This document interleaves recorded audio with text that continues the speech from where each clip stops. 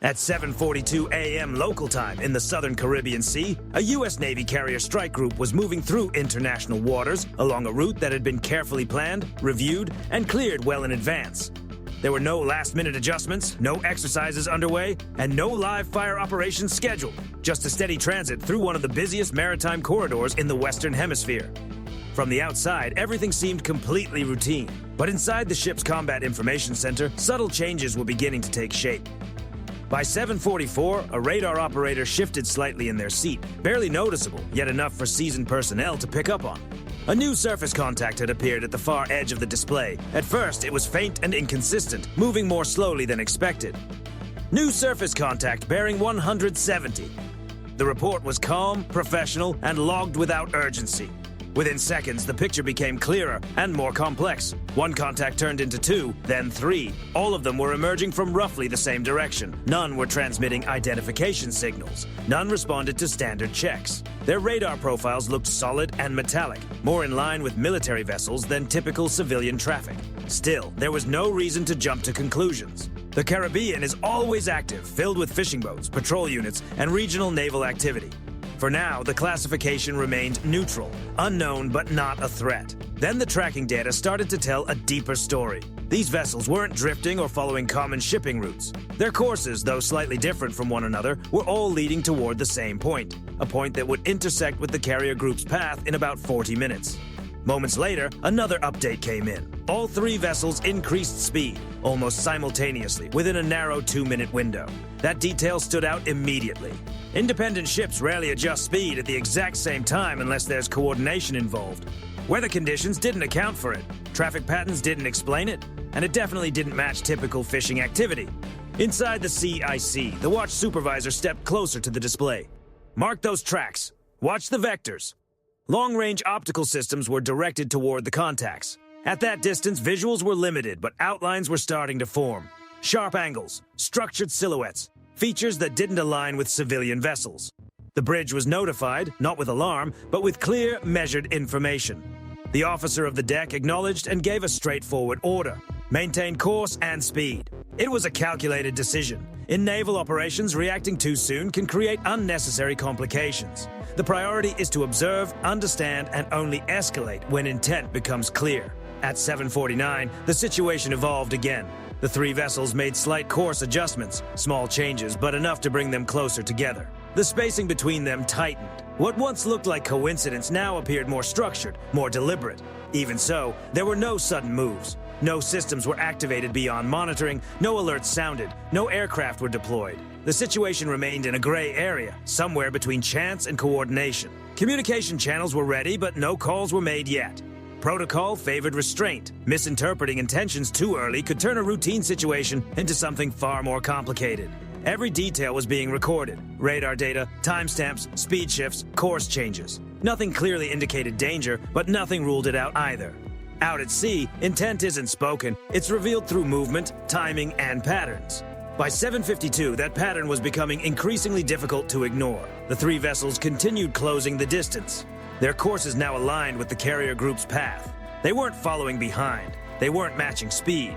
They were positioning themselves ahead, adjusting angles with purpose. Not openly aggressive, but clearly not sluchino either. Inside the CIC, no one said the word threat, but no one treated the situation as routine anymore either. In naval operations, the moment something stops being routine is exactly when every decision starts to carry real weight. By 7:55, the radar picture had become stable, but the intent behind it was still unclear. All three contacts were now clearly defined with consistent returns. No commercial signals, no declared routes, no response to standard maritime checks. With enough data collected, the system projected their movement, and those projections painted a quiet but unmistakable picture. If everything continued as it was, the closest approach would happen in under 25 minutes. That timing mattered. Inside the CIC, range markers tightened across the display. Speed updates refreshed every few seconds. The three vessels were now moving at a controlled, deliberate pace. Faster than routine patrol, slower than a direct approach. It was the kind of speed that gives flexibility but leaves little room for explanations. The watch supervisor spoke evenly. Contacts adjusting heading again. Minor corrections all three. At that point, it was no longer coincidence. Ships may cross paths. One vessel might follow another. But three vessels adjusting course almost simultaneously pointed to coordination. Not openly aggressive, but clearly deliberate. The bridge received the update and acknowledged it without changing anything. The order remained the same. Maintain course, maintain speed. That wasn't hesitation, it was discipline. From a tactical standpoint, changing course too early hands over the initiative. It shows uncertainty, it can invite more pressure. Standard procedure was clear. Stay on plan until intent becomes undeniable. At 7:58, they moved to formal communication. A bridge-to-bridge call went out over international maritime frequencies. Unidentified naval vessels. This is a United States Navy warship operating in international waters. State your intentions. The message was clear, professional, and recorded automatically. No answer. The call was repeated, this time in Spanish. Still nothing. That silence carried meaning. At sea, a lack of response is rarely accidental. Equipment can fail, but three ships going quiet at the same time is unlikely. More often, silence is a choice. And out here, choices have consequences. The vessels kept closing the distance. The range dropped below 15 nautical miles. Their formation began to shift again. Instead of approaching along a wide arc, they narrowed the spacing between them, tightening their alignment. It reduced maneuvering space ahead and increased their positional advantage. That wasn't standard navigation. Inside the CIC, analysts identified the pattern, early-stage blocking geometry. Not a full block yet, but the structure was forming. Electronic warfare teams increased passive monitoring. The SLQ-32 system listened without transmitting, capturing every radar signal and emission from the approaching ships. The data remained steady. No targeting systems, no aggressive locks, but standard search signals were active. They were observing as well. That update was passed to the bridge. Still no alarms, no raised voices. The calm was intentional. In these kinds of encounters, discipline often makes the difference between control and escalation. At 8:02, another shift occurred. Not a boundary on the map, but a change in behavior. All three vessels increased speed again, slightly but at the same time. Their courses now aligned with the carrier group's projected path, no longer just crossing it. This was pressure built through positioning. A close pass on its own can be routine, but when it's done with precision and intent, it becomes something else entirely. The officer of the deck approved another transmission. Unidentified vessels, you are maneuvering in an unsafe manner. Alter course to maintain safe separation. The message was logged, recorded, and time-stamped. No response. At that point, the situation became clearer. This was no longer an unclear encounter slowly resolving itself. It was a deliberate approach, carried out without communication or explanation. And in naval operations, that combination quickly limits the available options. The carrier strike group stayed steady. No course changes, no speed adjustments, no visible reaction. But internally, everything was shifting. Sensors were fully focused. Logs continued to build. Response plans were quietly prepared. Because when three warships move in silence on converging paths, the real question isn't whether they're aware of you, it's what they intend to do next. At 8:05, the situation reached a point that could no longer be explained by routine maritime behavior. The three Venezuelan warships adjusted their formation again, this time with clear purpose. Their movement shifted from simply converging to actively shaping the space ahead. Inside the CIC, the radar picture changed noticeably. What had been three separate tracks now formed a shallow arc across the carrier strike group's projected path. Not following, not parallel. Positioned ahead in a way that forced a decision. This was no longer an approach, it was a block. The distance dropped below 10 nautical miles. Updated projections showed an even tighter margin at the closest point of approach. At that range, even small adjustments can trigger a chain reaction. Misjudgments, near misses, or something more serious. The watch supervisor spoke calmly. CPA under 2.5 nautical miles. All contacts maneuvering with intent. That phrasing was precise. With intent wasn't emotional, it was analytical. It meant the vessels were no longer reacting. They were actively influencing the situation. On the bridge, the officer of the deck reviewed the data and responded evenly. Log it, maintain course and speed. That decision carried weight. Holding course under pressure isn't passive. It reinforces navigational rights. Changing direction at that moment wouldn't ease the situation, it would confirm the pressure being applied. Another call went out over open channels, firm but controlled. Venezuelan naval vessels. This is a United States Navy warship. You are maneuvering unsafely in international waters. Alter course immediately. The message was transmitted in English, then repeated in Spanish. No response. At that point, the silence spoke for itself. It was no longer unclear. It was deliberate. The distance continued to close. Through long-range optics, the wakes of the approaching ships became visible, sharp lines trailing behind them indicating steady acceleration. Visual confirmation followed. Military hulls, active bridge crews, personnel visible on deck. No weapons were clearly in use, which mattered, but it didn't resolve the situation. Blocking doesn't rely on weapons. It relies on positioning, timing, and the expectation that the other side will yield first. Inside the CIC, electronic warfare teams noted stronger signal activity. Still no targeting systems, no aggressive locks, but search patterns intensified, sweeping wider areas and refreshing more frequently. The opposing ships were actively tracking. Everything was recorded. By 8:08, the lead ship's projected distance dropped below 2 nautical miles, a critical threshold. At that range, even minor steering errors can escalate quickly. Small miscalculations can turn into major incidents. The captain was informed calmly, not urgently, and arrived on the bridge shortly after. He assessed the situation, the formation, the silence, the positioning. No rushed commands followed. Instead, the ship's posture shifted in a controlled, deliberate way. Below deck, the 5-inch gun adjusted slightly off its centerline, just enough to be clearly visible through optics. It wasn't aimed, it wasn't aggressive, it was a signal. Electronic countermeasure systems remained passive but fully ready. Sensors tracked every movement, every shift in formation, every slight change in heading. On the flight deck, a Seahawk helicopter was brought to launch readiness. Pilots were in position, systems were powered, no launch order, just preparation. This was escalation without overt action. The Venezuelan ships maintained their positions, continuing to limit maneuvering space ahead. Their formation made their intent clear, yet stopped just short of crossing a line that would force an immediate response. The approach was calculated. Apply pressure, avoid triggering a direct reaction, and wait. But the carrier strike group held steady. No deviation, no surrender of control. At 8:10, the tension peaked. 3 warships, 1 carrier strike group. Open waters, no communication, no change in course. At that point, no one expected explanations. Everyone was watching for what would happen next. Because once a block is established, only 2 paths remain. One side increases pressure, or one side steps back. By 8:12, the situation shifted again. Not in distance, but in control. The Venezuelan ships held their positions just ahead, close enough to leave no doubt, yet careful not to cross a boundary that would force immediate escalation. It was a calculated test of restraint. The response didn't begin with weapons, it began with precision. Inside the CIC, operations became more focused. Electronic warfare teams transitioned from passive monitoring to detailed collection. The SLQ-32 system cataloged everything: radar sweeps, timing patterns, signal intervals. No interference, no disruption, just clean data. Long-range optical systems locked onto each vessel in sequence.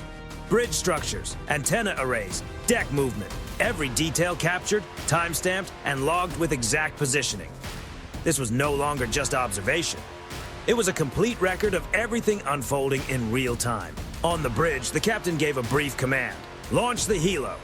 Within minutes, the Seahawk lifted smoothly off the flight deck, then angled forward at low altitude. Its flight profile was intentionally controlled. Steady speed, modest height, no sudden moves. This was not meant to look provocative. It was a clear, visible presence, unmistakable and fully within operational rules. As the helicopter closed in, the sensor operator activated the forward-looking infrared system. Engine heat and activity around the bridge showed up clearly on the screen. The live feed streamed straight back to the ship and into CIC. The signal was simple. Every detail was now in full view. At roughly 1 nautical mile, the Seahawk leveled out and held position off the beam of the lead Venezuelan ship.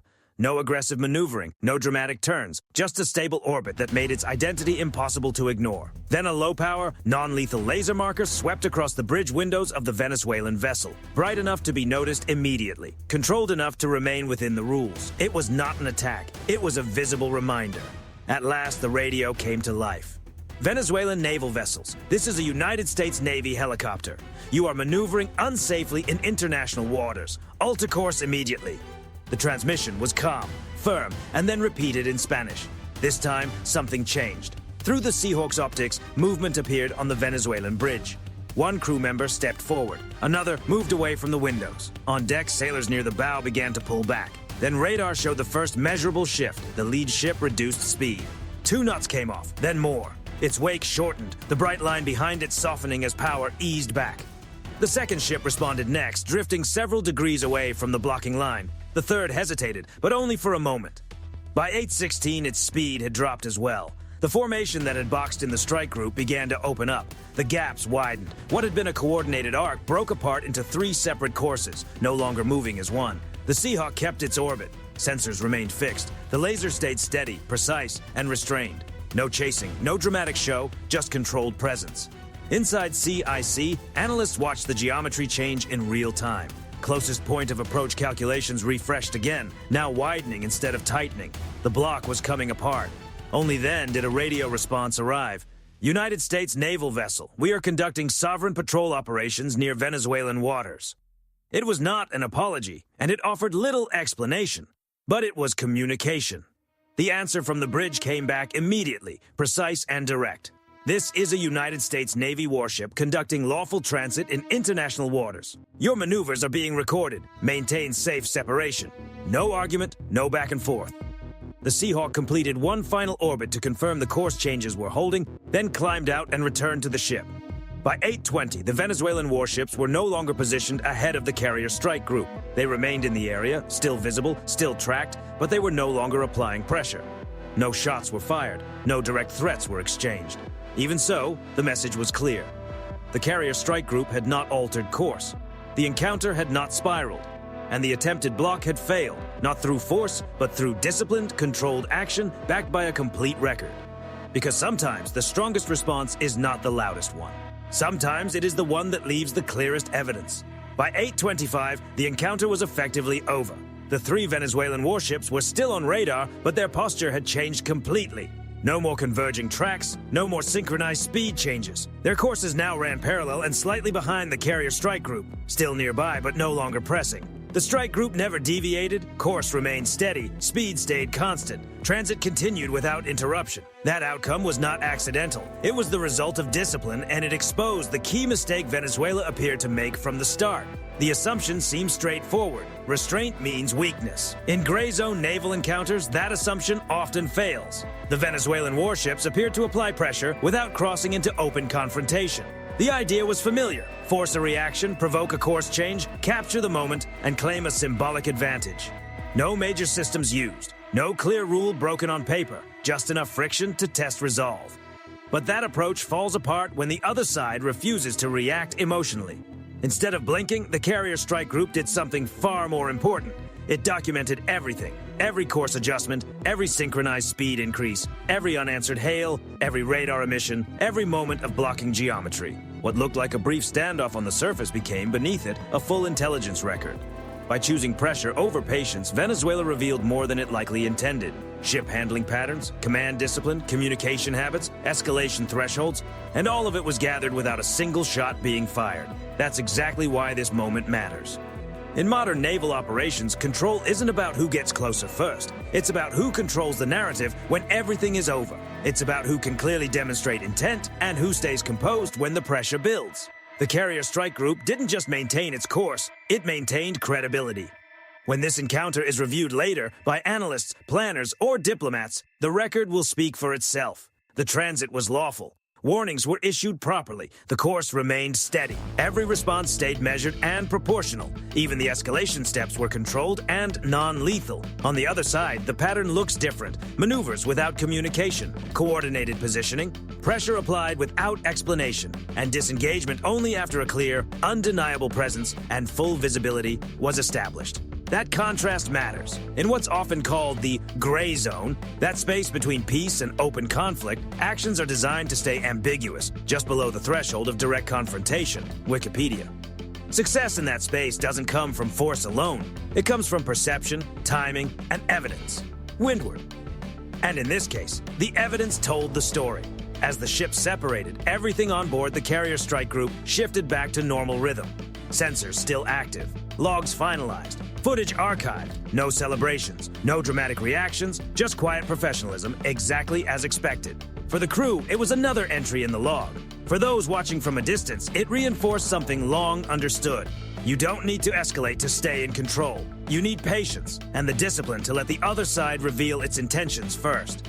The Venezuelan ships tried to apply pressure using positioning alone. But they ran into something harder to push against, procedure. And procedure doesn't rush. It doesn't react emotionally, it just keeps recording, tracking, and building a complete picture. Because once a maneuver like that is documented, analyzed, and placed in context, it doesn't just end the moment, it shapes what comes next. It raises the cost of repeating the same move.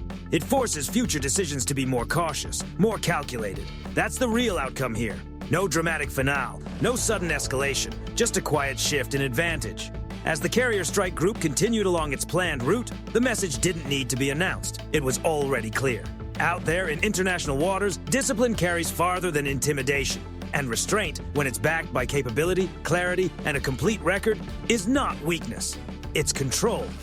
So here's the real question. In these gray zone encounters happening across the world's oceans, should restraint stay the main approach? Or does it only encourage the next test? Drop your thoughts in the comments, because out there, between silence and escalation, every decision leaves a trace.